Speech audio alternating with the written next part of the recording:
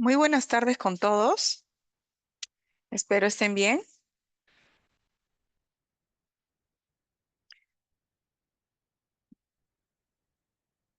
Listo, damos inicio. Ya creo que es una hora prudente. Hemos esperado unos 6 minutitos para que todos se conecten. Y bueno, damos la cordial bienvenida a todos y sobre todo darse un tiempo para poder participar de este excelente tema el día de hoy. Y vamos a presentar aquí en sala, nos encontramos con la señorita Danae Ruiz, ejecutiva de ventas de nuestra casa de estudios de la Universidad Norbert Wiener. Y el tema de hoy que vamos a tratar es el alcance sobre la nueva ley 32069, Ley General de Contrataciones Públicas y su implicancia en la gestión pública moderna. Permítame presentar a nuestro excelente ponente, el doctor Freddy Silvestre, que se encuentra en sala.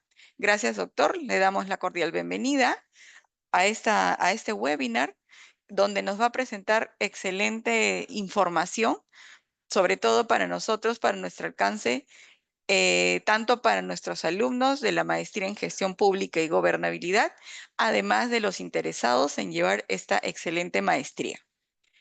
Permítame hablar un poquito más sobre el doctor. Él tiene una larga trayectoria profesional y me da mucho gusto que lo tengamos aquí en la plana docente de nuestra maestría. El doctor trabaja en la Dirección de Logística de la Universidad Internacional de Rioja, España. Tiene un doctorado en Ciencias Administrativas por la Universidad Nacional Mayor de San Marcos, con una maestría en Contrataciones Públicas por la Universidad, en la UPC. Es docente del programa de la Maestría en Gestión Pública y Gobernabilidad de nuestra casa de estudios, la Universidad Norbert Wiener, y tiene experiencia en gestión pública en diferentes entidades públicas, como la OCE, Minagri, MEF y la Contraloría General de la República del Perú. Gracias, doctor. Nuevamente, bienvenido y le doy el pase para que podamos iniciar con este excelente tema. Muchas gracias. ¿Me confirman si se me puede escuchar? Sí, correcto, doctor, sí se le puede escuchar. Muy bien, muchas gracias, Diana, por el pase, Magíster Diana. Nuevamente, saludarles a cada uno de ustedes, espero que se encuentren bien, y darles la bienvenida a este webinar, que seguramente vamos a poder compartir muchas experiencias, y pues a puertas de la entrada en vigencia de esta nueva Ley General de Contrataciones Públicas. Quería iniciar comentándoles un dato bastante interesante en cuanto a contratación pública, ¿no? Según estadísticas del Organismo Supervisor de las Contrataciones del Estado, OCE, próximamente OS, más del 40% del presupuesto de la República se ejecuta a través de la Ley de Contrataciones Públicas. Más del 40% del presupuesto de la República se ejecuta a través de la Ley General de Contrataciones Públicas, que en términos de monto supera más o menos un poquito más de 90.000 millones de soles anualmente. ¿Esto qué significa? Que de alguna manera, pues, el Estado y sus diferentes entidades que establecen políticas, procedimientos, normativa, regulación en este tema, pues tienen que hacerlo de tal manera de que nosotros, ustedes, muchos de ustedes, seguramente funcionarios, servidores públicos, podamos ejecutar adecuadamente estos procesos de contratación pública, bajo las mejores condiciones de precio, calidad, eficiencia, transparencia y sobre todo con altos estándares de conducta que siempre requiere esta materia. Pero también es una opción de oportunidad, sobre todo aquellos que participan como proveedores dentro del Estado, porque hay que tener en cuenta de que el Estado es el más grande comprador que tenemos en nuestro país. El Estado contrata desde un lapicero, pasando por servicios especializados, inclusive ejecuta obras de gran envergadura, ¿no? Por tanto, los actores que intervenimos dentro del proceso de contratación pública tenemos que estar actualizados toda vez que buena parte del presupuesto de la República se ejecuta a través de esta nueva o a través de la Ley General de Contrataciones Públicas. Recientemente ha sido publicado el reglamento de esta nueva ley ley que va a entrar en vigencia el 22 de abril de este año. El día de hoy, tal como ha señalado Diana, vamos a desarrollar este webinar dando algunos alcances respecto de los principales conceptos, las principales herramientas, metodologías, inclusive paradigmas que se han incorporado en este nuevo marco normativo. Para ello, permítanme presentar la diapositiva, cosa que vamos iniciando la sesión, y también invitarles a que ustedes puedan realizar las preguntas eh, que estiman por conveniente. De hecho, ustedes pueden utilizar la opción del chat o también pueden utilizar la opción de del micrófono, claro está, luego que desarrollamos esta primera parte de conceptos. Muy bien, vamos a entonces iniciar con esta primera parte de la sesión y pues invitarles también a que ustedes puedan participar. De hecho, como ya les había mencionado, el tema de contratación pública implica hacer uso eficiente de los recursos públicos. Si yo muestro estas imágenes, ¿qué de similar podemos identificar en estas imágenes? Abro el chat, pueden participar. ¿Qué de similar podemos ver en estas imágenes? A ver, vamos a revisar el chat. Trabajo en equipo, me dice Brandon. Muy bien, Brandon. ¿Alguien más? ¿Alguien más?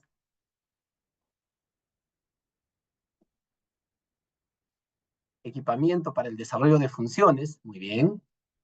Efectivamente, si nosotros vemos hace 80 años atrás, las organizaciones, justamente para poder gestionar, utilizábamos ciertas herramientas, ¿no? 1940, por ejemplo. Muchas organizaciones, tanto privadas como públicas, nos valíamos del papel y de alguna manera de esta máquina de escribir, ¿no? Pero eso en el tiempo ha ido evolucionando. En los años 80, por ejemplo, ya se empieza a utilizar, incluso un poquito más antes, equipos de cómputo, ¿no? El avance de la tecnología nos ha permitido esto.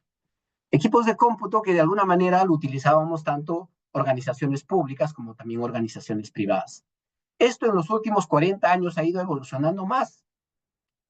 Actualmente, en estos últimos 20 años, podemos decir, las computadoras han estado implementándose y cada vez han sido un poco más pequeñas, más veloces y menos costosas.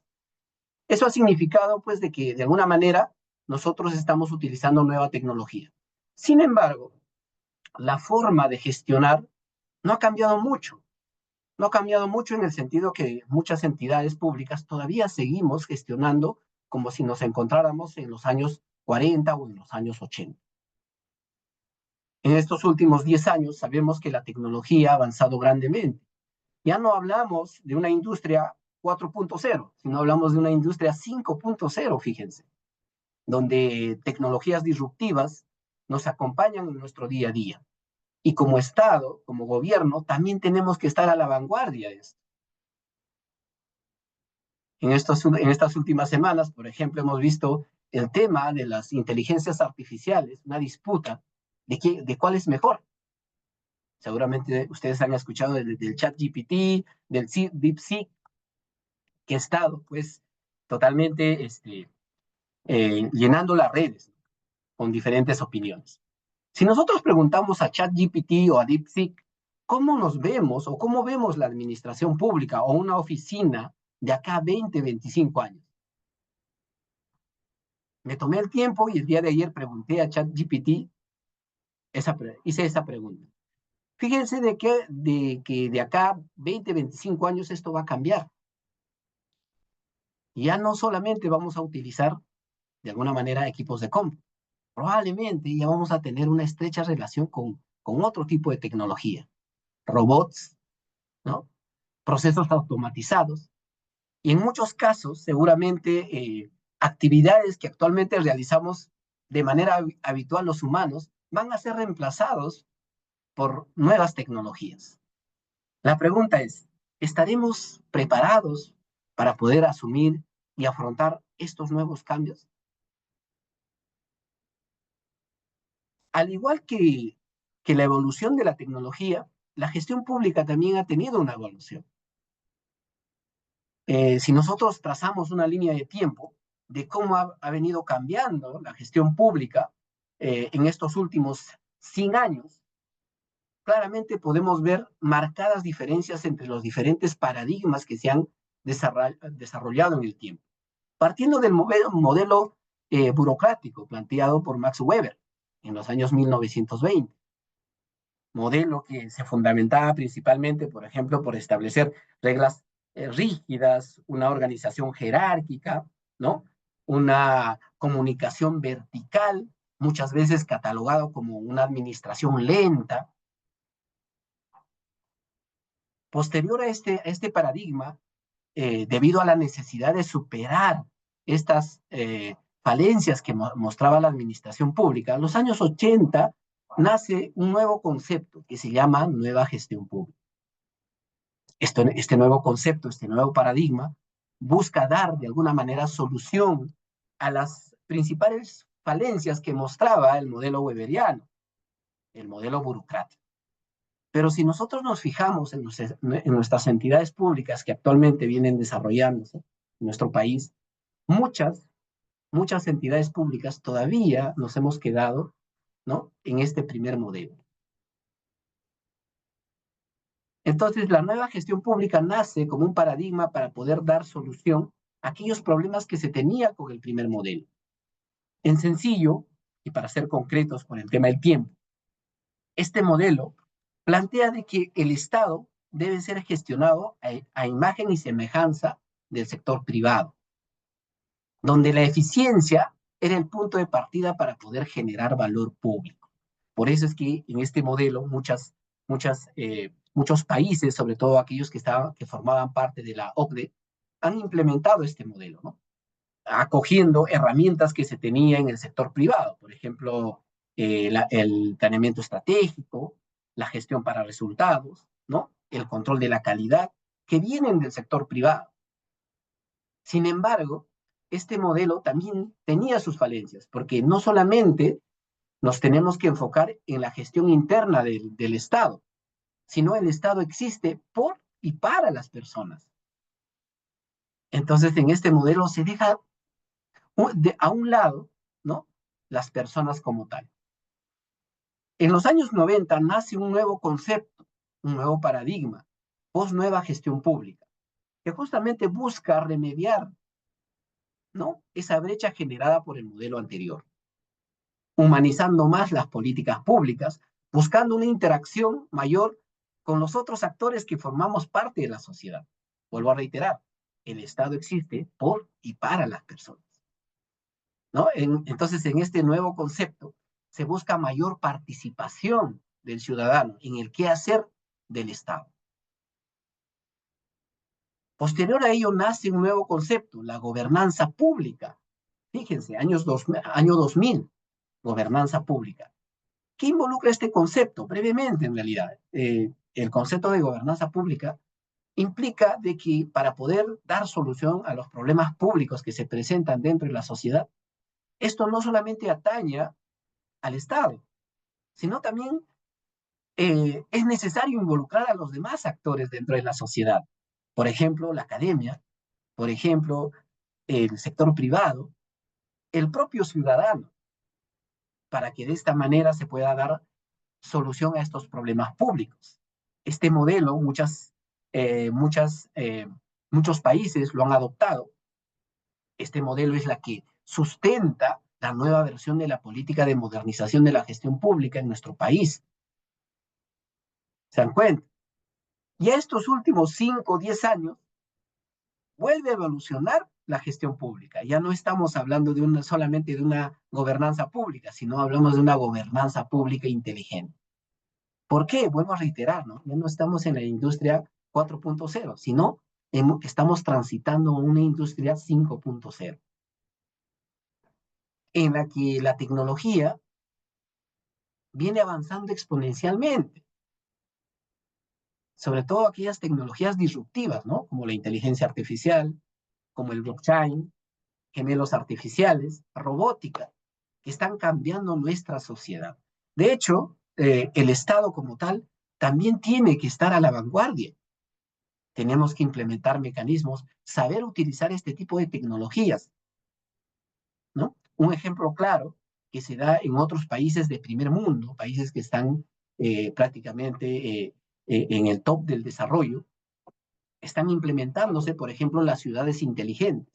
Es decir, dentro de la gobernanza pública se incorpora este tipo de tecnologías justamente para poder eh, establecer y solucionar los problemas públicos que se puedan presentar dentro de la sociedad. Una ciudad inteligente, por ejemplo, hace uso sostenible de sus recursos. En una ciudad inteligente, el ciudadano está conectado con el Estado, puede participar activamente con el Estado. Entonces, en este nuevo concepto, en este nuevo paradigma de gobernanza inteligente, implica que el Estado propicie la participación de los demás actores, también haciendo uso de la tecnología. Hace 100 años quizás no estábamos conectados. Cuando salió la computadora y el Internet, se empezaron a conectar todas las computadoras a través de red. Luego todas las personas nos conectamos a través del celular. Se los aseguro que en este momento todos estamos conectados con un celular. Muchos de ustedes seguramente están recibiendo la sesión a través del celular. Estamos conectados. Entonces, en estos últimos años se habla ya del Internet en las cosas, ¿no? Donde pues cada objeto se va a conectar finalmente, ¿no? Tanto con las computadoras y con las personas. El Internet de las cosas. Entonces, esto está cambiando.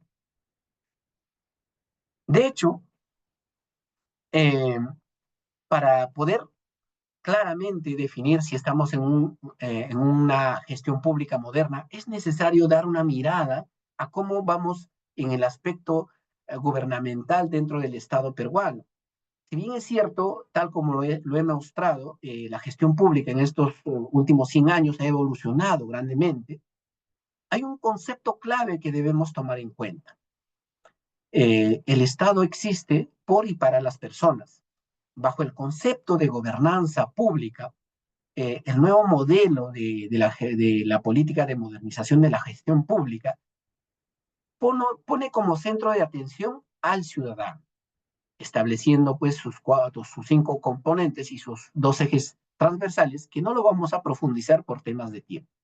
En concreto, esta política busca generar valor público en beneficio del ciudadano.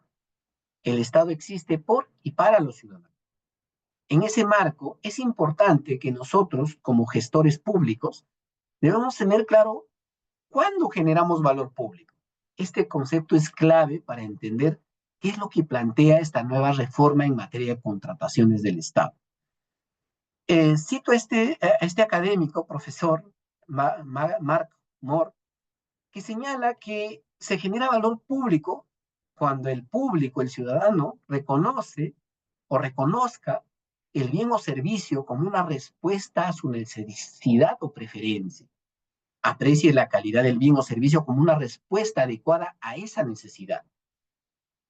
Vale decir, para poder finalmente generar valor público, tenemos que ponernos en la posición del ciudadano, ser empáticos con el ciudadano. ¿Cómo el ciudadano percibe el bien, servicio o la obra que estamos entregando? Si ese bien, servicio u obra que estamos entregando eh, cumple con sus expectativas y satisface su necesidad, ahí estamos generando valor público. No toda contratación genera valor público, pero sí genera costos.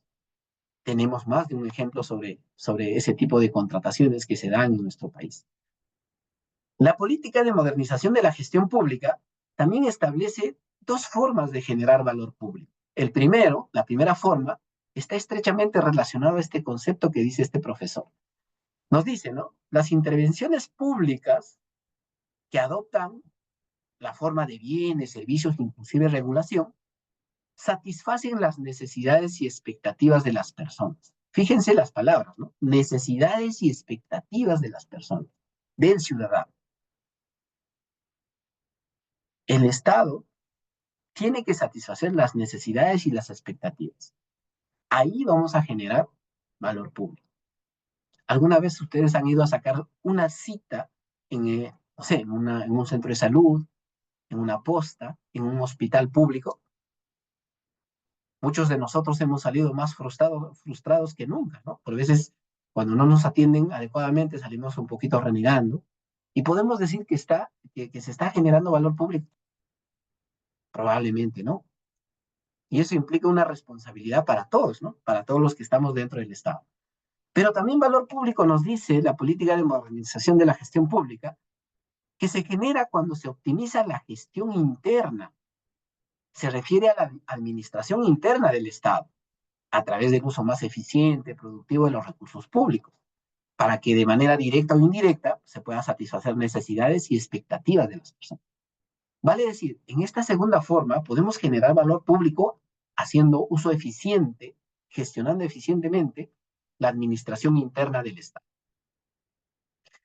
Y ahí vamos justamente con el tema de contratación pública. Una gestión pública moderna implica que la gestión interna se deba gestionar de manera eficiente para poder generar valor público. ¿Esto qué implica? Que los sistemas administrativos, que son los llamados para poder hacer una gestión eficiente dentro de la administración pública, tienen que generar este concepto que se llama cadena de resultados. De acuerdo a la Ley Orgánica del Poder Ejecutivo, tenemos 11 sistemas administrativos. Algunas de estas son transversales, como el Sistema Nacional de Control, ¿no? Pero la mayoría está relacionado a la gestión interna del Estado, ¿no? Por ejemplo, el Sistema Nacional de Planeamiento, que se encarga, pues, de planificar cómo nos vemos de acá a 20, 30 años, cómo estamos planificando en los niveles sectoriales, regionales, locales, en la propia institución. Sistema de presupuesto, sistema de inversión pública y el Sistema Nacional de Abastecimiento, fíjense. El Sistema Nacional de Abastecimiento también es un sistema que forma parte de la gestión interna del Estado. Y gestionar este Sistema Nacional de Abastecimiento de manera eficiente, vuelvo a reiterar, debe generar valor público. El Sistema Nacional de Abastecimiento ha estado relegado por muchos años. Recién a partir del 2019, luego que entra en vigencia el decreto legislativo 1439, se vuelve a retomar el Sistema Nacional de Abastecimiento, estableciendo un ente rector y sobre todo clarificando que la gestión de abastecimiento no solamente es comprar, la gestión de abastecimiento implica toda una cadena, desde una planificación hasta una disposición final. Y es algo que definitivamente aquellos que estamos relacionados al Estado y sobre todo a compras públicas, tenemos que entenderlo, ¿no? La cadena de abastecimiento público implica el cumplimiento de estos tres componentes. Y esto, en su momento, implicaba un cambio de paradigmas. Muchos, me incluyo, ¿no? Durante años hemos estado enfocados solamente en las compras públicas, ¿no? Se gestionaban las compras públicas, pero esto no estaba alineado al cumplimiento de alguna meta objetivo, ¿no? Porque no teníamos el primer componente, la programación multianual. O eventualmente tampoco se podía gestionar adecuadamente los bienes, ¿no? Porque no teníamos una herramienta, por ejemplo, una herramienta actualizada, vigente, para poder gestionar adecuadamente un almacén. Entonces, eso ha cambiado, ¿no? Eso ha cambiado en estos últimos años, ¿no? La Dirección General de Abastecimiento como ente rector ha empezado a regular estos otros dos componentes. Entonces, es necesario que nosotros, ustedes, como funcionarios, servidores públicos, muchos de ustedes seguramente, tener esta mirada global de lo que es la cadena de abastecimiento público, una mirada holística, que abastecimiento no solamente es comprar, implica planificar, implica gestionar y administrar los bienes. De nada nos sirve gestionar un procedimiento de selección dentro de los plazos, eh, eh, bajo las mejores condiciones de precio y calidad, si finalmente ese bien que contratamos no llegue oportunamente al usuario final. De nada nos sirve. Ejemplos de ese tipo lo tenemos bastante en el Estado. En ese marco, esta nueva propuesta normativa trae ciertos planteamientos y sobre todo busca dar soluciones a ciertos problemas que si bien es cierto en algunos casos ya se tenían identificados, lo vamos a enmarcar. ¿Qué problemáticas busca solucionar la reforma?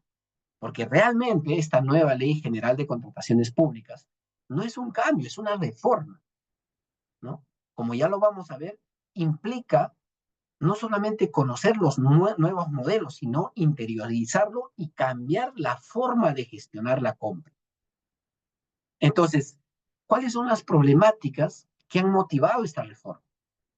La primera es el bajo nivel de competencia que existe en los procedimientos de selección. De hecho, esto es algo que estudios del propio OCE, próximamente OS, lo han demostrado, ¿no? No hay mucha competencia en los procesos de selección. 2 o 3 ofertas por cada procedimiento de selección, como lo denomina la norma actual. Y en caso de obras, inclusive menos. Esto definitivamente tiene un impacto en el manejo y en el uso de los recursos públicos. Recuerde, más del 40% o casi el 40% del presupuesto de la República se ejecuta a través de la Ley de Contrataciones del Estado. Entonces requerimos que exista competencia, ¿no? Para ello, obviamente, tenemos que establecer mecanismos adecuados que permitan fomentar la mayor competencia dentro, ¿no?, del mercado estatal. Vuelvo a reiterar, el Estado contrata de todo, desde un lapicero hasta la ejecución de obras de gran envergadura. Un segundo problema que busca solucionar esta reforma normativa es la inoportuna atención de las necesidades del Estado. Y esto está estrechamente relacionado a lo que hemos mencionado. No solamente tenemos que enfocarnos en comprar, tenemos que ver cómo finalmente ese bien, ese servicio, esa obra pueda llegar al usuario final, pero pueda llegar de manera oportuna, en el momento indicado. Si somos, por ejemplo, alguna entidad que ve el tema de educación y vamos a comprar libros escolares y esa compra recién se materializa en el mes de septiembre, eso no es oportuno. Si vamos a entregar materiales escolares, pues tenemos que hacer antes que inicie la fecha académica o la actividad académica. Me refiero a febrero, máximo marzo. Entonces, la oportunidad en gestión de logística, en gestión de abastecimiento, es el nombre que tenemos en el Estado, es sumamente importante, ¿no? De nada nos sirve hacer un súper proceso de contratación si si esa contratación no va a ser oportuna, ¿no? Otro tema también resaltante dentro de las problemáticas que busca solucionar esta nueva propuesta normativa es los deficientes niveles de ejecución y o paralización de obras. Hay estudios que sustentan de que en nuestro país una buena cantidad de obras están paralizadas. Contraloría cuenta con una herramienta y periódicamente va publicando un informe de cuántas obras se tiene paralizada en el Estado peruano. A septiembre del año 2024 se tenía más de 2.600 obras paralizadas por diferentes motivos, arbitrajes, controversias, entre otros. Finalmente tenemos más de 2.600 obras paralizadas. Esa inversión no está generando valor público. Un hospital dejado a media construcción afecta al ciudadano. Un colegio a media construcción paralizada afecta a esa población. Entonces, esta reforma busca establecer mecanismos para superar esto. En términos de monto, estos más de 2.640 obras paralizadas, no es poco, superan los 43.000 millones de soles en obras paralizadas. Es algo que nos debería preocupar. Y creo que la reforma plantea mecanismos, no obstante, hay que ver cómo se va a materializar y cómo se va aterrizar finalmente dentro de cada entidad pública. ¿Cómo lo vamos a materializar finalmente? La idea está, ya lo voy a explicar a qué me estoy refiriendo. Otra problemática que se ha identificado y que ha motivado esta reforma es contar con inadecuados proveedores, un alto número de sancionados, ¿no? Recogiendo la información de la exposición de motivos. Al año 2021-22 se tenía más de 3.000 proveedores sancionados por diferentes situaciones o por diferentes infracciones. Y la más representativa es la infracción relacionada a la presentación de documentación falsa e inexacta. Y esto afecta el proceso de contratación pública. Como lo dije al inicio, los actores que intervenimos dentro del proceso de contratación pública tenemos que tener claro que la contratación pública siempre busca satisfacer intereses públicos. Si bien da una gran oportunidad de negocio al privado, al proveedor, el proveedor tiene que ser consciente de que esa contratación busca satisfacer intereses públicos, finalidad pública, ¿no? En beneficio de la ciudadanía. Además de ello, esta reforma busca también implementar las recomendaciones efectuadas por OCDE, la Organización para la Cooperación y Desarrollo Económico. El año 2017 ha realizado un estudio sobre gobernanza en nuestro país. Estudio que recogía, entre otras cosas, el tema de contratación pública. Dentro de ellos se identificó ciertos aspectos por mejorar dentro de la gestión de contrataciones públicas. Entre ellas, por ejemplo, la mala planificación y programación que tenemos en el Estado, que a la fecha, si bien se ha mejorado, en muchas entidades todavía no estamos planificando correctamente. Entonces, también OCDE, la OCDE, recomendó eh, establecer un régimen único de contratación, porque el Estado peruano tiene más de 25 regímenes paralelos a la ley general, y esto definitivamente genera deficiencias, porque no hay un buen control de cómo se vienen gestionando estos mecanismos paralelos. En muchos casos, por ejemplo, eh, no tienen la disposición, por ejemplo, para que el proveedor cuente con un RNP, o eventualmente tampoco tienen un régimen sancionador, ¿no? Y eso eventualmente afecta el uso de los recursos. Por poner un ejemplo, las cajas municipales tienen su régimen especial, ¿no? Si un proveedor participa en un procedimiento que convoca una caja municipal, así presente un documento falso, eventualmente no le va a poder sancionar, porque su regulación no incluye disposiciones o régimen sancionador. Y así podemos citar una serie de regímenes paralelos que tenemos establecido en el Estado, ¿no? Entonces, ¿qué es lo que recomienda la OCDE? Que podamos tener un único régimen de contratación. Y a eso vamos con esta reforma, ¿no? Entonces, estas problemáticas se buscan solucionar planteando lo siguiente. Y acá viene quizás los conceptos, los mecanismos, los modelos y los nuevos paradigmas que se han incorporado en esta nueva Ley General de Contrataciones Públicas. Paradigmas que de hecho nos van a exigir que nosotros podamos cambiar la forma de gestionar las contrataciones dentro del Estado. De hecho, partimos del primero, ¿no? Se ha incorporado dentro de la legislación el concepto de valor por dinero.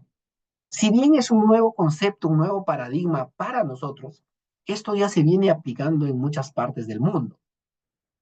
En la regulación británica la tienen, acá en Sudamérica, Chile, Colombia, ya vienen utilizando este concepto de valor por dinero. Pero, ¿qué es el valor por dinero?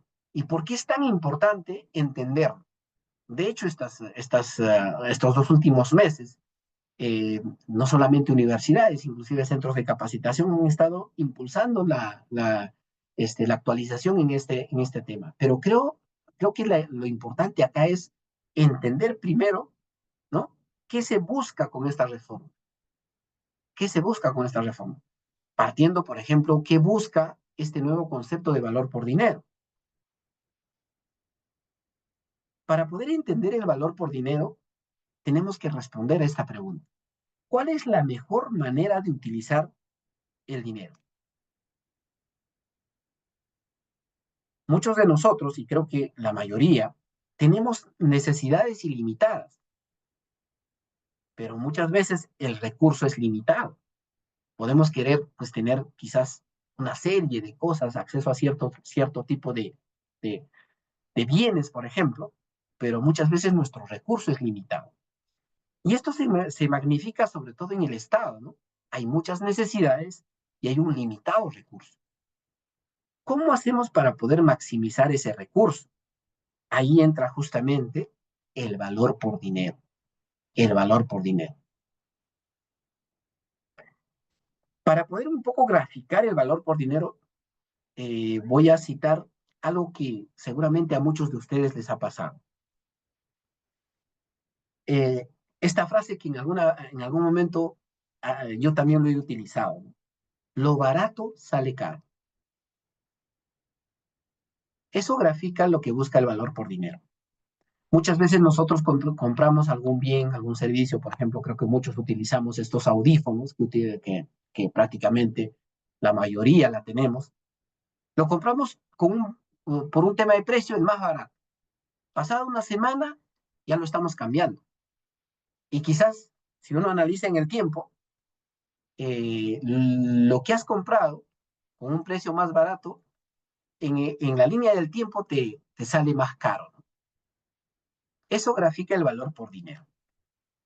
Y eso sucede también dentro de las compras públicas, ¿no? Ahora que ya estamos con este nuevo concepto, uno puede analizar las contrataciones que venimos realizando. Por ejemplo, alguna vez nosotros en la entidad donde actualmente estoy, gestionamos un servicio, una contratación del servicio de mantenimiento de infraestructura. Y con el modelo actual, una forma de seleccionar es a través del precio. Seleccionamos aquel que oferta el menor precio. Muy bien. En esa contratación recuerdo que el valor estimado era 350.000 soles. Y al final, el proveedor seleccionado ganó con 250.000 soles, 100.000 soles menos. Claro, se siguió los mecanismos que exige la norma y todo lo demás. Finalmente se contrató. Plazo de ejecución, 40 días. Y muchas veces el área de compras gestiona el proceso de contratación, se firma el contrato y ya que lo ve el área usuaria, ¿no? Para la ejecución. Usualmente sucede eso en el Estado, ¿no? Pero ¿qué pasó en esa contratación? ¿No? El plazo de ejecución del servicio era 40 días, ¿no? A los 30 días que había pasado, ¿no? El contratista no había llegado a ejecutar ni el 15% de la prestación. Tenía incumplimientos, había generado penalidades. Pasado cierto tiempo, 3, 4 días, se llegó a resolver el contrato. Lo barato nos llegó a salir caro. Claro, la normativa señala, ¿no? Puedes volver a gestionar la compra, pero ya hay un reproceso. Puedes contratar con un segundo, pero ya hay un reproceso. Al final, ¿hemos cumplido con satisfacer la necesidad del usuario? Probablemente no. Y lo peor es que si volvemos a gestionar esa compra, ese proveedor que ha incumplido puede volverse a presentar en ese proceso de compra. Entonces, ¿qué implica el valor por dinero? Seleccionar al proveedor no solamente basado en el atributo precio, sino también tenemos que analizar otros elementos. Entonces, ¿esto qué implica? Que el funcionario servidor público tiene que cambiar la forma de gestionar compras, tiene que cambiar la forma tradicional como venimos gestionando las compras públicas y romper ese paradigma. Lo barato no siempre es lo eficiente. Y esto implica que también los otros actores cambien de mentalidad. Aquel que está inmerso en actividades de control, siempre nos revisan eso, ¿no? ¿Has contratado el más barato? Relacionando que el más barato es el más eficiente, y no necesariamente es así. Entonces, en el concepto de valor por dinero tenemos que tomar en cuenta otros atributos, por ejemplo, el nivel de cumplimiento de ese proveedor, como el caso que les estoy mencionando. De nada me sirve contratar al proveedor más barato, a la oferta más barata, si en la ejecución finalmente no va a ejecutar la prestación y mucho menos va a satisfacer la necesidad. Por temas de tiempo vamos a tocar solamente 3 puntos enfatizando el valor por dinero. Satisfacción de la necesidad del cliente final. El valor por dinero está establecido como un principio en esta nueva Ley General de Compras Públicas. Por tanto, no solamente se va a aplicar en la etapa de selección, como el ejemplo que acabo de darles, sino también esto se va a aplicar de manera transversal, actuaciones preparatorias y también ejecución contractual. Por ejemplo, en actuaciones preparatorias, primero que nada tenemos que identificar cuál es la real necesidad del área usuaria o del cliente final. En muchos casos el cliente final no es el área usuaria, sino es un ciudadano. Entonces tenemos que entender su real necesidad de ese ciudadano para poder finalmente determinar cuál es la mejor forma de satisfacer esa necesidad. Por ejemplo, durante la pandemia se determinó que pues se iba a impulsar, se iba a establecer como objetivo la recuperación de aprendizaje, ¿no? Perdido producto de la pandemia a través del uso de la tecnología e información. Fue impulsado por un sector, ¿no? Ahí la necesidad era pues de que aquellas zonas donde se han perdido clases tendrían que recuperar pues estas clases a través del uso de la tecnología e información. Eso era la necesidad. Pero ¿qué pasó? En un momento dado se llegó a comprar tablets, ¿no? Se llegó a comprar tablets, se llegó a distribuir. No obstante, ya luego de haber revisado Contraloría ciertos aspectos, identificaron que esas tablets ni siquiera tenían acceso a Internet. Es decir, había zonas del país que no tenían acceso a Internet. Si bien quizás se ha gestionado eficientemente la compra de las laptops, quizás al menor precio, ¿hemos cumplido con satisfacer la necesidad del usuario final? Probablemente no. Entonces, el valor por dinero implica hacer ese análisis, entender cuál es la real necesidad del usuario final. Muchas veces ese usuario final es el ciudadano, ¿no? Y tenemos que entender. Otro aspecto, otro concepto importante en el valor por dinero es el análisis del ciclo de vida del producto. Tenemos que analizar el ciclo de vida del producto para poder identificar cuál es el más ventajoso para la entidad. Por ejemplo, imaginemos que necesitamos el servicio de transporte de personal de un punto A a un punto B. La necesidad es el transporte, ¿no? ¿Cómo podemos satisfacer esa necesidad? De entrada nomás podemos decir, compro un vehículo. Una segunda opción podría ser alquilar el vehículo. Pero, ¿cómo analizamos y cómo determinamos cuál es mejor? Ahí entra el análisis del ciclo de vida del producto. Porque si yo compro un vehículo, a este vehículo tengo que analizarlo con todos los costos asociados, ¿no? Si compro un vehículo, de hecho voy a requerir ¿qué cosa? Un mantenimiento, voy a requerir combustible, voy a requerir personal para que lo pueda manejar, voy a requerir estacionamiento, entre otros costos asociados, ¿no? Entonces yo tengo que analizar todos esos costos para ver si eventualmente es más ventajoso. Quizás me conviene alquilarlo. Entonces en el concepto del valor por dinero también tenemos que analizar el ciclo de vida del producto. Un tercer concepto ya para ir cerrando esta parte es gestionar las compras sostenibles. De hecho, las compras sostenibles están relacionadas a un compromiso que tenemos como país. Nosotros somos parte de los 193 países que formamos parte de Naciones Unidas y estamos llamados a cumplir los objetivos de desarrollo sostenibles al 2030. Esta hoja de ruta, que son los objetivos de desarrollo sostenibles al 2030, ¿no? Están estrechamente relacionados, por ejemplo, a las compras sostenibles, ¿no? Por ejemplo, el Objetivo de Desarrollo Sostenible 11 nos habla de ciudades sostenibles, ¿no?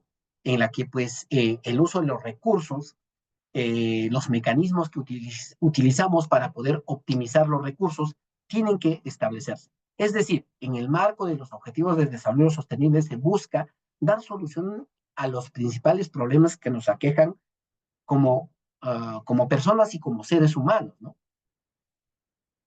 Agrupando tres ejes: económico, social y ambiental. Entonces, en ese concepto, las compras sostenibles buscan analizar de alguna manera cuál es el impacto que va a tener en el ambiente esa contratación. Esto también está relacionado a valor por dinero. Si yo compro, por ejemplo, un lapicero, ¿no? La estructura de un lapicero está diseñada por plástico, ¿no? Tengo que evaluar cuál es el impacto que tiene esto en el ambiente. Porque recuerden, ¿no? La sostenibilidad es una responsabilidad de todos, ¿no? ¿Qué sociedad estamos dejando a las nuevas generaciones? ¿Cuál es el planeta que estamos dejando a las nuevas generaciones? ¿No? Tenemos que satisfacer nuestras necesidades sin comprometer, ¿no?, la posibilidad de que las nuevas generaciones puedan satisfacer las suyas. ¿Eso qué implica? Cambiar de concepto. Tenemos que, a través de las compras públicas, fomentar la sostenibilidad. Y finalmente, el valor por dinero se enmarca en estos tres conceptos claves: eficiencia, eficacia y economía. Pero vuelvo a reiterar, esto implica un cambio de conceptos, un cambio de paradigmas. Tenemos que cambiar la forma tradicional como venimos gestionando una compra, desde la determinación de un requerimiento, desde la selección de un proveedor. Ya no les di el ejemplo de la ejecución contractual, porque estamos un poquito con el tiempo y quiero que que me alcance el tiempo. A ver, solamente para ver si están atentos, ¿ah? En la contratación de alimentación escolar, ¿quién sería el usuario final? A, estudiantes; B, padres de familia; C, el área usuaria de la entidad. Estudiantes. Muy bien, excelente. La A, muy bien, exacto. Entonces, en el concepto de valor por dinero tenemos que irnos un poquito atrás, analizar, entre otras cosas, quién es el usuario final y cuál es su necesidad. Excelente. Muchas gracias a los que han participado. Otro concepto que se ha incorporado, y esto lo vamos a ver rápidamente, es la segmentación del requerimiento. Esta segmentación del requerimiento que se incorpora en esta nueva Ley General de Contrataciones Públicas se fundamenta en esta metodología, en esta matriz planteado por Kralj, la matriz de Kralj. ¿Quién es Kralj? Brevemente, es un académico esloveno, un doctor en administración, columnista de una de las revistas más importantes del mundo, la revista de Harvard, ¿no? El año 83, 1983, publica este artículo, ¿no? Las compras deben convertirse en gestión de suministro. Y en este artículo, Peter Kraljic plantea, entre otras cosas, que las compras no se pueden gestionar de manera rutinaria, monótona. Las compras deben ser gestionadas desde un enfoque estratégico. Porque si es que interrumpimos algún producto que está relacionado a la línea de producción, eventualmente esto va a tener un impacto dentro de la organización. Y Kraljic plantea clasificar estas necesidades en 4 cuadrantes, tomando en cuenta 2 ejes: el impacto financiero y el riesgo de suministro. En concreto, Kraljic, ¿qué dice? Vamos a clasificar nuestras compras de bienes o servicios tomando en cuenta estos 4 cuadrantes. Para ello vamos a analizar el impacto financiero que tiene ese bien o ese servicio, tomando en cuenta el impacto del bien o servicio en la línea de producción. Si ese bien o servicio tiene impacto en la línea de producción, allá. El tratamiento para gestionar esa compra tiene que ser diferente, ¿no? El segundo eje nos habla del riesgo de suministro, ¿no? ¿Cuál es la complejidad o la cantidad de proveedores que tenemos en el mercado? Si solamente es uno, o eventualmente hay escasa oferta. Eso también puede generar riesgo. Entonces, a través de esta matriz podemos clasificar nuestras necesidades de bienes servicios y obras, tomando en cuenta esos dos elementos. Un ejemplo bien sencillo. Imagínense que ustedes son una empresa que fabrica calzados de cuero, zapatos de cuero, ¿no? Nuestra línea de producción es zapato de cuero. Entonces, para que esa línea de producción se mantenga y podamos atender a nuestros clientes, pues los insumos no pueden faltar, ¿no? El cuero, por ejemplo, la suela, el clavo, el pegamento. Claro, va a haber otros bienes también asociados que no necesariamente están vinculados a la línea de producción. ¿Qué pasa si me falta el cuero? Eso me va a afectar porque no voy a poder fabricar zapatos. Por ende, repercute en la rentabilidad de la organización. O también puede suceder de que, si bien es cierto, el cuero lo compro de un proveedor, pero en todo el mercado es el único proveedor. Si pasa alguna situación, igual, me puede interrumpir el suministro y afectar mi línea de producción. Entonces, el tratamiento, la estrategia que se debe plantear para gestionar va a depender de cómo clasificamos estas necesidades, tomando en cuenta esas dos variables. Y acá hago una crítica, porque estamos en un espacio académico, de hecho. El modelo que acabo de explicarles, así brevemente, porque esto tiene, en realidad, se requiere más tiempo para poder aterrizar varios puntos de la matriz de Krajcik, pero el modelo que acabo de explicarlo, el modelo en su versión original, no ha sido plasmado en la norma, ¿no? Considero de que debió de seguir la misma lógica de otros países. Por ejemplo, el caso de Colombia sí lo ha replicado en la misma lógica que acabo de explicar. Pero en el caso nuestro, en el caso de la nueva Ley General de Contrataciones Públicas, se toma el modelo, pero hay un cambio en cuanto al primer eje. Se toma en consideración la cuantía de la contratación, más no el impacto del bien en la línea de producción. Y ese es un cambio realmente que va a tener pues una repercusión.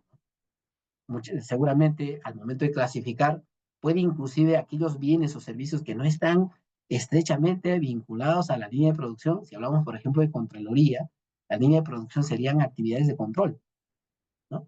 Aquellas prestaciones, bienes o servicios vinculados a ese tema, ¿no? Deberían de tener un tratamiento especial, ¿no? Claro, tomando en cuenta los dos ejes. Pero así como está diseñado la norma, se ha enfocado en la cuantía, ¿no? Es decir, vamos a considerar alta cuantía cuando de la suma verificamos el monto de la contratación. Si supera el 10% del monto total de esa suma de bienes y servicios, ahí consideramos alta cuantía. No importa si tiene vinculación con la línea de producción o no. Y creo que eso eventualmente puede afectar al momento de determinar la estrategia de contratación. Y el riesgo de competencia está relacionado al riesgo de suministro. Esto también está parametrado, así es que acá no hay mucho que discutir, ya la norma lo ha definido. A ver, solamente para ver si están atentos. Es un principio rector de la contratación pública. Acabo de señalarlo. Sostenibilidad social, gobernanza de contratación pública o valor por dinero. A ver, ¿alguien? Sostenibilidad social, ¿estamos seguros?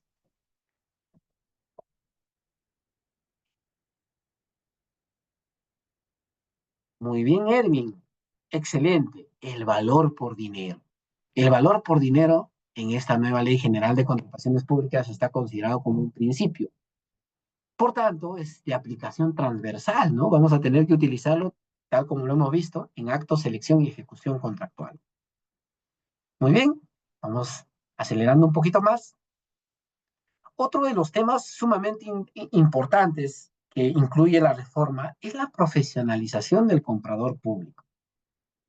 De hecho, esto pasa pues por una necesidad que tenemos dentro de la administración pública. Yo creo que tiene un alcance mayor, ¿no? Es más, el Sistema Nacional de Abastecimiento creo que tiene que alinearse con el Sistema Nacional de Recursos Humanos, el Sistema Administrativo de Recursos Humanos, a cargo de la Autoridad Nacional del Servicio Civil, ¿no? Creo que es una gran propuesta que ya se ha incorporado en la norma, la profesionalización del comprador público. Cito a este autor, Racing Laker, en su teoría de la gestión de equipos, señala lo siguiente, y es algo que debemos tener en cuenta dentro de la administración pública también. Fíjense que esta teoría fue planteada el año 1970. Las personas son las que hacen una organización y no al revés, ¿no? Las personas somos los que hacemos la organización y obviamente eh, el Estado requiere de profesionales altamente capacitados, profesionales de carrera, como sucede en otras partes del mundo. Por poner un ejemplo, Francia. Francia tiene su Escuela Nacional de Administración Pública, que fue creado pues en los años 1940. No recuerdo el año exacto, pero más o menos por ahí va. A esa Escuela Nacional de Administración Pública asistían la élite de la sociedad francesa. El presidente Emmanuel Macron es exalumno de esa escuela. Es decir, en los países de primer mundo sí dan un valor al recurso humano, ¿no? Si bien es cierto, dentro de la administración pública peruana tenemos la autoridad del servicio civil, que pues ha hecho esfuerzos en implementar la Escuela Nacional de Administración Pública, pero hay que ser honestos, ¿no? Muchas veces en el Estado nos falta, entre otras cosas, por ejemplo, la meritocracia, ¿no? Algo tan importante que debemos tener en cuenta y que debemos, por lo menos, replicar de estos países de primer mundo, ¿no? Entonces, en cuanto a contratación pública, creo que es una decisión acertada, porque la profesionalización del comprador público es importante. Hay un concepto clave acá, el poder de la compra. El poder de la compra se puede utilizar para poder impulsar, por ejemplo, la sostenibilidad ambiental a través de la compra pública. Pero también esto implica muchos intereses, ¿no? Muchos intereses. Y el profesional que gestiona compras, pues tiene que no solamente tener conocimiento, sino también tiene que tener otras cualidades y habilidades. Si hacemos una línea de tiempo del tema de la certificación, hace 10 y un poquito más, 15 años, se incluyó la certificación en la norma de contrataciones y esa certificación era totalmente virtual y todos sacamos 20, ¿no? Posterior a ello, la certificación se volvió pues presencial, controlado, ¿no? Y ese modelo se viene manteniendo a la fecha, ¿no? Una certificación donde pues nos verifican si efectivamente conocemos la norma de contrataciones, ¿no? Pero la parte técnica. Pero en gestión logística no solamente se necesita la parte técnica, se necesita otras habilidades, sobre todo habilidades blandas. Por ejemplo, comunicación asertiva. Tengo que tener la capacidad de comunicarme con mi área usuaria. Tengo que tener la capacidad de comunicarme con el proveedor. Tengo que tener la capacidad de coordinar, la capacidad de liderar, la capacidad de gestionar en equipo. Cualidades que no necesariamente nos van a dar el examen objetivo, y como lo venimos realizando. Entonces, la profesionalización del comprador público pasa por el cambio de modelo de certificación, ¿no? Un modelo que está más orientado a que el funcionario servidor público, comprador público, pueda tener las capacidades suficientes para tomar una decisión adecuada. Porque lo que hacemos en el Estado es tomar decisiones. A cada momento estamos tomando decisiones y tenemos que saber tomar decisiones.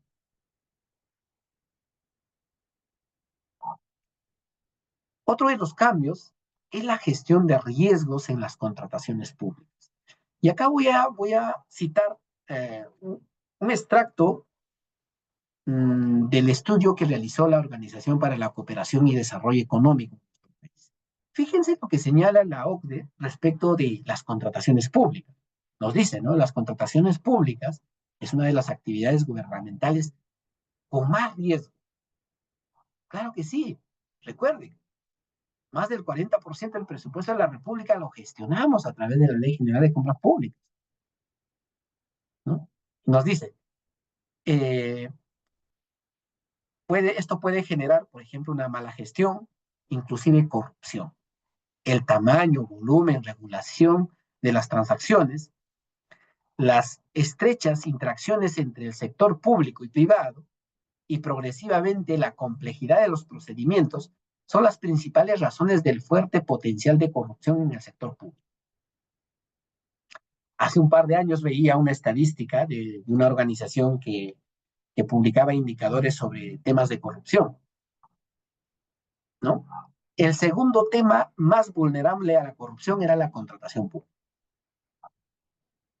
¿no? Entonces, la gestión de riesgos es sumamente importante. Creo que es algo que muchas entidades ya lo veníamos haciendo, sobre todo aquellas entidades que hemos adoptado ciertas prácticas internacionales, como las certificaciones ISO 37001, por ejemplo, gestión antisoborno, o el ISO Compliance, por ejemplo, a través del cual ya tenemos gestionando matrices de gestión de riesgo. En las compras públicas se presentan una serie de riesgos. Por poner un ejemplo, ¿no? Un riesgo de direccionamiento de un determinado requerimiento para beneficiar a un proveedor. Eso es un riesgo relacionado a corrupción, ¿no? ¿Quiénes están involucrados en eso? Desde el área usuaria, ¿no? Si el área usuaria, por ejemplo, establece quizás algún requisito, alguna condición que está orientando a un determinado proveedor, eso implica un riesgo. ¿Qué es un riesgo? Es la probabilidad de que pueda ocurrir en algún momento ese evento, ese acto, ¿no? Entonces, la gestión de riesgo nos permite eventualmente mitigar, reducir ese riesgo. Entonces, la gestión de compras definitivamente está involucrado a estos temas. El riesgo que acabo de comentarlos, por ejemplo, es algo que se tiene que manejar y establecer mecanismos para poder reducirlo. Por ejemplo, podemos establecer puntos de control.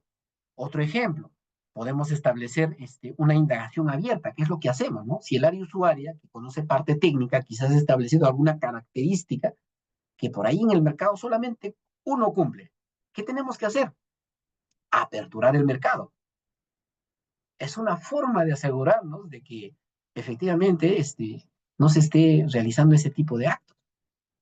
Aperturamos el mercado y cotizamos a la mayor cantidad de proveedores, ¿no? Y el mercado probablemente te va a responder. Esa característica que se ha incluido, no lo cumplo, solamente un proveedor lo cumple.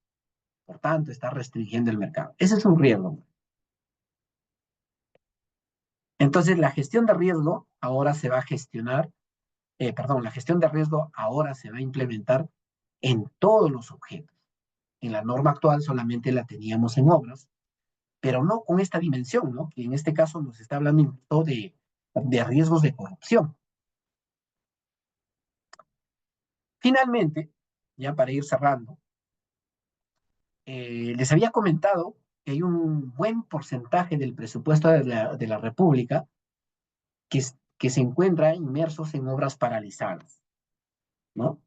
Como ya les había mencionado, a septiembre del 2024 tenemos más de 2.600 obras paralizadas a nivel nacional, en diferentes niveles de gobierno, nacional, regional, local, por diferentes motivos, que representan más de 43.000 millones de soles. Definitivamente esas obras no han generado valor público. Pero ¿qué propuesta se plantea para esto? La implementación, por ejemplo, de los contratos estandarizados de ingeniería. Estos mecanismos, si bien es cierto en nuestro país sí hemos tenido cierta experiencia en algunas entidades, la propia ley de contrataciones y ahora el reglamento ha precisado que la Dirección General de Abastecimiento va a evaluar y va a aprobar a través de una resolución directoral qué contratos estandarizados vamos a utilizar. Pero ¿qué cosa es un contrato estandarizado? Acá cito una revista de la Católica en la que nos da esta definición, ¿no? En términos generales, nos dice que los contratos estándares internacionales de construcción son modelos de contrato, son proformas de contratos especialmente ideadas para la industria de la construcción, que pueden ser modificados a gusto de las partes contratantes. Vale decir, estos modelos actualmente son aceptados internacionalmente, pero se utilizan dentro del sector privado. Se están incorporando en la norma, es cierto, ¿no? Tienen una lógica totalmente diferente. Tal es así que la norma señala si es que una entidad decide utilizar estos contratos estándar, se van a sujetar a las reglas de estos contratos estándar, ¿no? Se van a salir un poco de la ley de contrataciones del Estado y van a coger finalmente las condiciones que exigen estos contratos estándar. No obstante, es importante precisarles de que la propia norma señala que la Dirección General de Abastecimiento va a definir, ¿no? Primero, qué contratos se van a utilizar. Segundo, quiénes van a iniciar a utilizar este tipo de modelos. Es decir, la implementación de esto va a ser progresiva. Experiencias en nuestro país, creo que el más conocido son los Juegos Panamericanos y Parapanamericanos, en la que se aplicó pues este contrato estándar, el contrato NEC con Reino Unido. Además de esto, hay otras experiencias, por ejemplo, reconstrucción con cambio, igual, contrato NEC con Reino Unido, las escuelas bicentenarios, igual, han aplicado el contrato NEC. En el caso del Aeropuerto Internacional Chincheros, se está aplicando el contrato modelo FIDI, ¿no? Hospital Lorena, también el contrato modelo FIDICA a cargo del país Francia, y la carretera central también a través del contrato modelo FIDI. Bueno, hemos llegado a esta primera parte final. Me quedo con esta gran frase de este académico que nos dice, ¿no? Un gran producto no significa nada si no puede llegar al cliente. De nada nos sirve gestionar un super proceso de contratación pública, ¿no? Dentro de los plazos, si el bien, servicio u obra no llegue oportunamente al usuario final. Ojo, al usuario final. Claro, en el concepto de valor por dinero, ¿no? Con todos los atributos que implica la satisfacción de la necesidad del usuario final. Recuerde, satisfacer las expectativas del ciudadano. Con esto hemos cerrado. Vamos a ver si hay preguntas.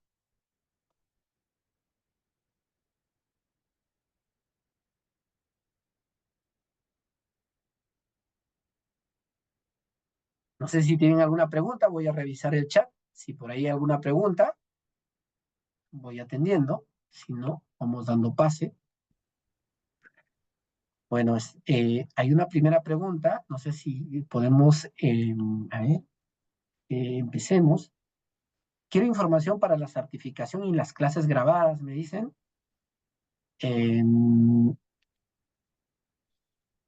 Me dicen certificación progresiva, exactamente. A ver, en ese caso hay opción de requerir alguna sanción al OCE. A ver, entiendo que se refiere a las regulaciones paralelas que se tiene actualmente dentro del Estado peruano.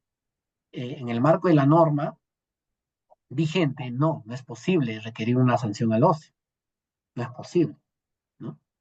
Ahora con esta nueva propuesta normativa sí les va a alcanzar finalmente el régimen sancionador, ¿no? Entonces, igual, ¿no? El tema de los impedimentos, al igual que los principios, van a ser de aplicación transversal, pero con nuestra norma actual, no, ¿no? Es una debilidad que justamente, como lo he comentado, ha sido advertido pues en este estudio sobre gobernanza y dentro de esto en contrataciones públicas que estableció esta organización internacional, me refiero a la OCDE, ¿no? Adelante, Pepe, si tienes la posibilidad de abrir tu micrófono, adelante.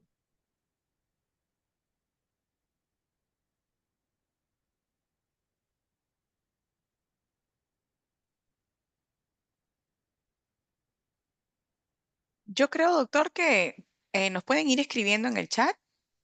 Ya, Creo que es mejor, más en todo caso, práctico, sí. A ver, Nicolai también tiene una pregunta. Puede ir escribiendo en el chat y vamos a ir respondiendo sus preguntas. Ya nos hemos pasado unos minutitos, pero era justo y necesario para poder hablar de este gran tema de alta importancia para los aquí presentes. No sé si me permite, doctor, para poder compartir y darles otra vale, por favor. información de parte de la Sí, institución. claro.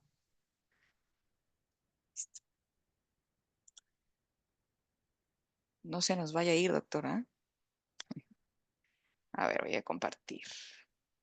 Mientras el público va haciendo sus preguntas, voy a ir compartiendo la siguiente información para los que han escrito y están interesados en nuestra maestría. A ver. Bueno, comentarles que nosotros, bueno, como les comenté al inicio, los que pudieron conectarse desde un inicio, nuestro doctor aquí presente, el doctor Silvestre, pertenece a la plana docente de nuestra maestría en gestión pública y gobernabilidad, una maestría que nosotros brindamos ya hace varios años y con malla curricular que se ha ido actualizando a través del tiempo. Nuestra malla curricular es la siguiente que ustedes ven en pantalla. En el primer ciclo, nosotros brindamos los cursos de gerencia y teoría de la organización pública, entorno y diseño de políticas públicas, eficacia comunicacional, liderazgo y gobernanza pública, metodología de la investigación. En nuestro segundo ciclo, brindamos el curso de planeamiento estratégico para la gestión pública, además de modernización del Estado, formulación e implementación de proyectos en el sector público y seminario de tesis 1, que viene a ser la continuación de metodología de la investigación. En nuestro tercer ciclo tenemos resolución de conflictos y toma de decisiones, presupuesto, tesorería, contabilidad y endeudamiento público, función pública y recursos humanos y seminario de tesis 2. Y en nuestro cuarto y último ciclo, control gubernamental, gerencia social, capital social y construcción de redes, gobierno y transformación digital y seminario de tesis 3. Los cursos que ustedes ven resaltados en azul son cursos enriquecidos por el convenio que tenemos con Arizona State University. ¿Ya? Es importante recalcarlos porque estos cursos son 100% enriquecidos. ¿Qué nos diferencia como institución? Contar con las cuatro estrellas de la Q-Star, de las cuales 2 de estas estrellas nos reconoce con la calidad de enseñanza en la modalidad a distancia, además de la calidad del profesorado y recursos educativos. Contamos con más de 27 años formando profesionales líderes y 15 años en la experiencia de la escuela de posgrado. Tenemos un aprendizaje práctico en los centros de simulación avanzada, es decir, en nuestros cursos estamos próximos a usar simuladores de enseñanza para así hacer de forma más dinámica los cursos que impartimos. Nuestros planes de estudio, como ya les comenté, tenemos cursos enriquecidos con material de clase extraídos de Arizona State University. Nuestros profesores especialistas e investigadores en RENACIT. Esto para el curso de metodología, tesis 1, tesis 2, tesis 3. Además de ello, el compromiso de la investigación con las publicaciones en estas revistas, otras maestrías como la que actualmente estamos viendo, que es la maestría de gestión pública y gobernabilidad. Tenemos segundas especialidades, diplomados y programas de especialización y además de ello, convenios fuera del país. Por ejemplo, en la maestría de gestión pública y gobernabilidad, hemos firmado un convenio con la Universidad de UIDE y estamos próximos en unos meses a dimensionar una misión académica para con esta universidad que se encuentra en el Ecuador y puedan participar pues, de estas misiones académicas. Bueno, doy la oportunidad para dar pase a la señorita Danae para nuestra siguiente oferta, Danae. Buenas noches con todos los presentes. Bueno, a recalcar que esta es la maestría en gestión pública y gobernabilidad. Nuestro inicio es el 24 de marzo. La modalidad es a distancia. Es decir, cada maestrando puede estudiar desde la comodidad donde se encuentre. La duración de esta maestría es de 16 meses, que viene a ser 1 año 4 meses. Las clases serían todos los sábados de 8:30 de la mañana a 1:15 de la tarde. Para así poder iniciar el proceso de admisión, se debe presentar el grado académico, ya sea de bachiller o título profesional registrado en SUNEDU, la solicitud de admisión que nosotros le facilitamos para que el postulante pueda completar la información de acuerdo a sus estudios realizados, su experiencia laboral. Asimismo, la copia de DNI y el pago de admisión de 300 soles, que viene a ser el pago de inscripción para así poder iniciar el proceso y poder programar una entrevista con nuestra coordinadora, que es la magistra Diana. Continuamos, por favor. Y acá tenemos lo que es nuestra inversión para estudiar esta maestría, la maestría en gestión pública y gobernabilidad. Nuestra inversión regular es 14.584 soles. El primer paso viene a ser la admisión de 300. Luego de ello, logrando aprobar lo que es nuestra entrevista, hiciera el pago de matrícula y primera cuota. La matrícula es de 300 soles y la cuota son 16 cuotas de 874 soles.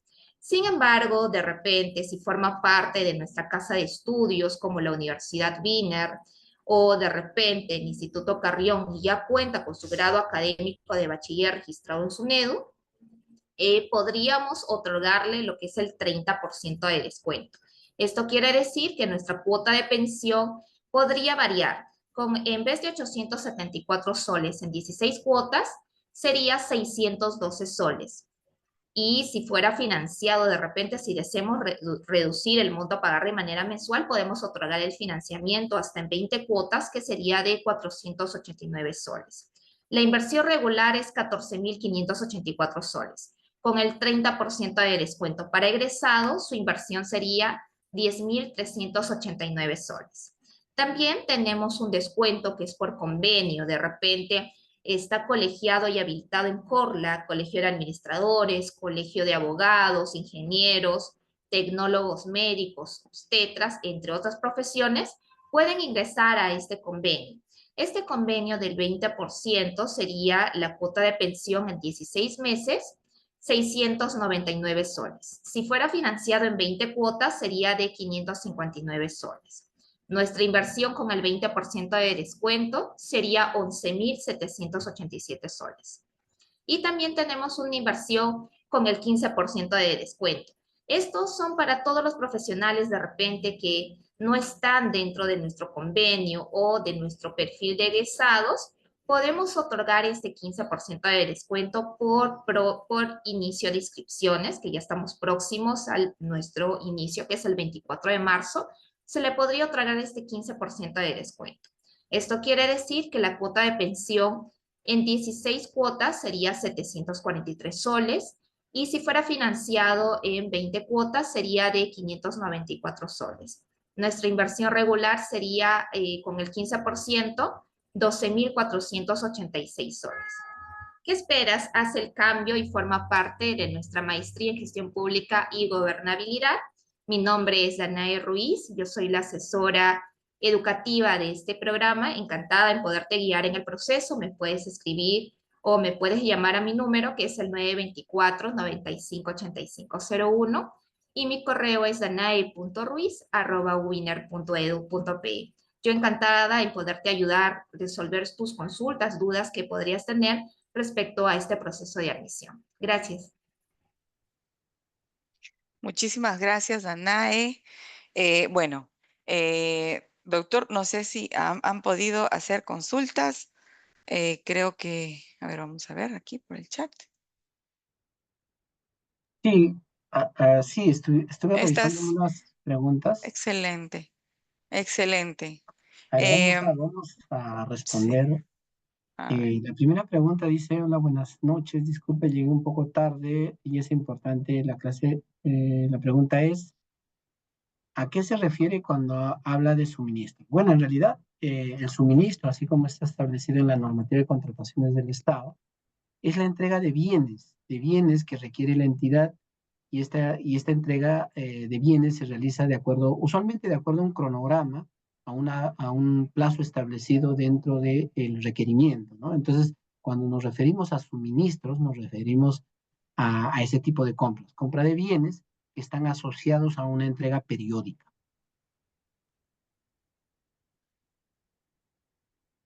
Listo, Bien. doctor. Creo que sí ha podido ir resolviendo las consultas de los jóvenes. Bueno, como Es un excelente tema. Nos hemos pasado ya varios minutos.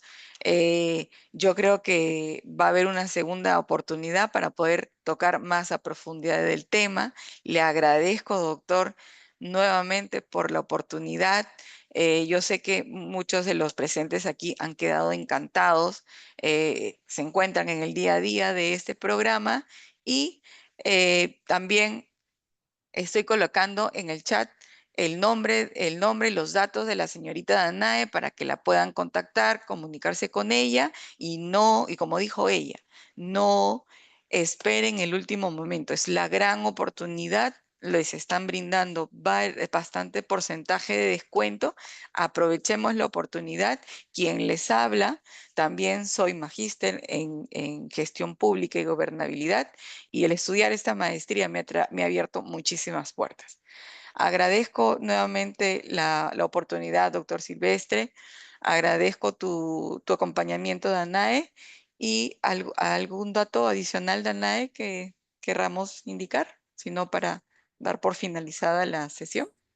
Sí, Magister Diana, comentar también como punto final que esta promoción que se está otorgando del 30, 20, 15% está vigente hasta este sábado, hasta este sábado 22. Gracias. Cualquier duda, consulta a mi número de contacto 924-958501 para poderlos ayudar en el proceso. Listo. Muchísimas gracias a todos por participar. Que tengan buenas noches. Nos vemos pronto. Muchas gracias. Hasta luego. Gracias. Hasta luego.